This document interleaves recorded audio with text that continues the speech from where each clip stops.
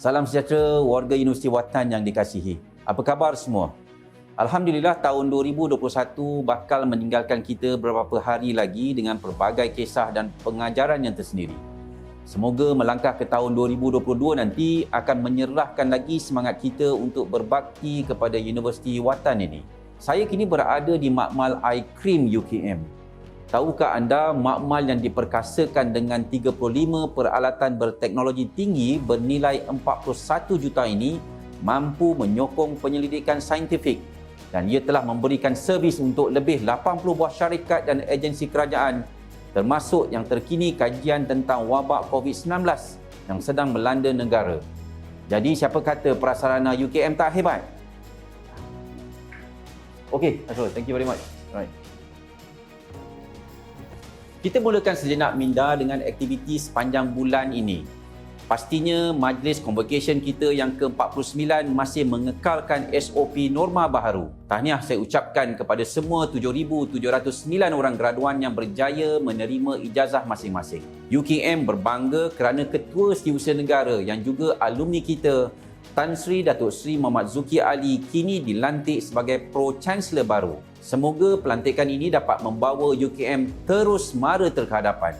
Warga UKM yang saya sanjungi, saya ingin berkongsi kejayaan UKM baru-baru ini apabila kita berjaya memperolehi dana inisiatif daripada Kementerian Alam Sekitar dan Air atau KASA berjumlah 1.5 juta khusus untuk penubuhan Pusat Kecemerlangan atau COE di bawah Institut Perubahan Iklim atau IPI UKM. Dengan adanya makmal itu nanti, UKM bakal menjadi pusat rujukan bagi kementerian sebagai pusat rujukan dan pusat ilmu pengetahuan kepada KASA mengenai isu-isu berkaitan alam sekitar dan perubahan iklim. Syabas saya ucapkan kepada semua warga IPI. Itu adalah satu contoh kepakaran penyelidikan UKM yang sering ditagih oleh negara. Bercakap tentang hal penyelidikan ini juga, saya ingin ketengahkan isu yang sangat penting yang perlu dihayati oleh semua warga UKM.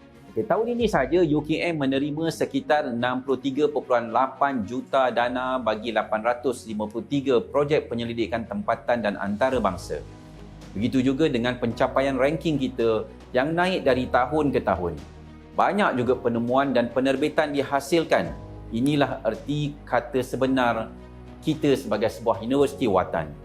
Tapi persoalannya, kenapa tak banyak pendedahan dan pengkomersialan hasil penyelidikan untuk kemaslahatan negara? Masyarakat akar umbi, apa yang penting bukan penarafan semata-mata, tetapi sumbangan penemuan penyelidikan UKM kepada masyarakat melalui penyelidikan berimpak tinggi atau saya sebutkan selalu dengan projek penyelidikan yang bersifat gegar gamat dengan izin The Translational Research. Maksud penyelidikan gegar gamat adalah penyelidikan atau inovasi terbaik dengan output yang telah diterjemahkan kepada hasil yang dapat dimanfaat oleh pihak berkepentingan dengan impak yang boleh diukur. Penyelidik UKM tak kurang hebatnya. Misalnya Profesor Emeritus Datuk Ibrahim Komo kita dari Lestari telah memulakan penyelidikan mengenai geowarisan, geopemeliharaan dan geopelancongan sekitar tahun 1996 lagi. Kini kita berpeluang menjalankan penyelidikan translasi untuk menjadikan Langkawi perintis UNESCO Global Geopark pertama di Asia Tenggara. Begitu juga dengan projek pemeliharaan Tanah Rizab Biosfera Tasik Chini yang dipelopori oleh warga penyelidik di Fakulti Sains dan Teknologi. Kini keberadaan UKM di sana semakin diperkukuhkan lagi dengan pengiktirafan sebagai UNESCO Biosfera Reserve selain wujudnya Pusat Penyelidikan Tasik Chini. Begitulah hebatnya penyelidikan gegar gamat warga Universiti Watan kita. Sehingga kini Geran Penyelidikan Translational UKM atau TRUKM melalui Pusat Idea telah meluluskan sebanyak 24 permohonan TRUKM bagi tahun 2021 dengan peruntukan sejumlah 1.889 juta. InsyaAllah kita akan terus perkasakan jumlah ini lagi. Saya yakin dengan kerjasama erat antara pihak KRIM, Pusat Idea, Pusat Inovasi dan Pemindahan Teknologi dengan semua penyelidik kita dapat memperkasakan lagi hasil penyelidikan mereka sehingga dapat dirasai oleh masyarakat.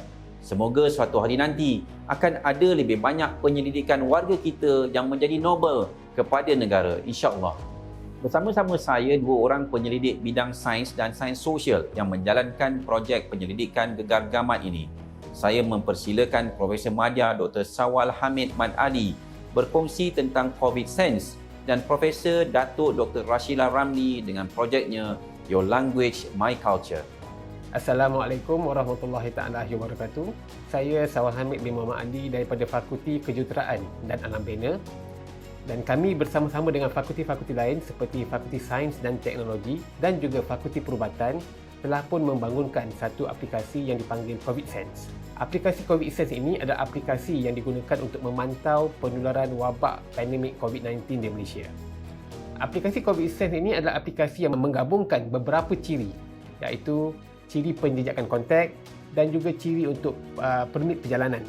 Okey, di mana apabila aplikasi ini digunakan oleh masyarakat, okey, hubungan di antara satu peranti mudah alih iaitu mobile phone ataupun smartphone di antara satu user dengan user yang lain dapat dilakukan. Ini adalah aplikasi yang telah pun dibangunkan pada ketika itu, okey, di mana setiap pengguna hanya perlu menjalankan aplikasi ini dan dia tinggalkan begitu saja. Setiap proses perhubungan antara handphone ke handphone yang lain berlaku di belakang, secara di background, okay, tanpa pengetahuan pengguna lah. Di samping itu, aplikasi ini juga mempunyai satu feature dipanggil heat map. Di mana feature heat map ini, ia akan memaparkan lokasi-lokasi yang mana terdapatnya penularan wabak COVID-19. Dan data-data ini akan diupdate setiap hari secara real time. Kami juga ada lagi satu feature yang baru yang sedang dibangunkan, iaitu kami gabungkan juga dengan kualiti udara di sesuatu tempat. Seperti yang ramai sedia maklum bahawa pencemaran udara ataupun kandungan particulate matter yang tinggi di udara, partikel yang tinggi di udara boleh juga menjadi sebagai carrier yang membawa virus ini. Oleh itu, aplikasi ini bukan sahaja memberi maklumat mengenai penularan wabak COVID-19, tetapi ia juga memberi maklumat mengenai kualiti udara di sesuatu tempat. Sekiranya selepas ini ada virus-virus atau wabak-wabak lain, maka aplikasi yang sama boleh juga digunakan untuk kita menjejak kontak, untuk kita mengelakkan jangkitan dan untuk kita memastikan bahawa kita terhindar daripada jangkitan ini. Assalamualaikum, salam sejahtera. Saya Prof. Rashila dan mengetuai projek Your Language, My Culture. Program ini merangkumi penyelidik dari beberapa PTJ, iaitu FSSK, Citra, FPEN, FST dan diterajui oleh IKMAS. Dalam 6 tahun ini memang pelbagai hasil yang telah kita berjaya dapat daripada projek ini, ya. Ini termasuk hasil yang apa kita katakan tangible dan juga intangible. Kalau ini adalah hasil tangible, hasil intangible-nya ialah kita dapati bahawa terdapat peningkatan keyakinan, motivasi serta keinginan para pelajar sendiri untuk mempelajari bahasa Inggeris tersebut.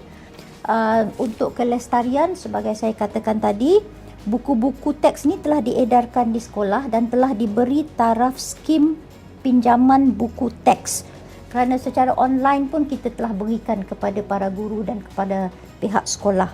Akhir sekali, saya nak maklumkanlah bahawa projek ini telah dipilih sebagai salah satu projek oleh Suruhanjaya Kebangsaan UNESCO Malaysia untuk memasuki pertandingan UNESCO Hamdan Prize. Jadi kita doakanlah supaya projek ini mendapat kejayaan di peringkat, bukan saja di peringkat nasional tetapi juga di peringkat dunia. Terima kasih. Lontaran pendapat kedua-dua penyelidik tersohor kita ini sedikit sebanyak dapat memberi cetusan motivasi kepada saya dan kepada anda semua. Nampaknya ada dua faktor dapat dilihat dari mereka. Pertama, penyelidikan yang dilakukan perlu mengambil kira manfaat dan pulangannya kepada masyarakat. Dan yang kedua, seseorang penyelidik tidak boleh hanya berfokus kepada mencapai KPI asas semata-mata. Saya akhiri madah sejenak minda kali ini dengan untaian pantun. Ke rimba raya pergi berburu, membawa perangkap dan juga jerat. Alam terkembang, jadikan guru, penyelidikan meneroka ilmu sejagat.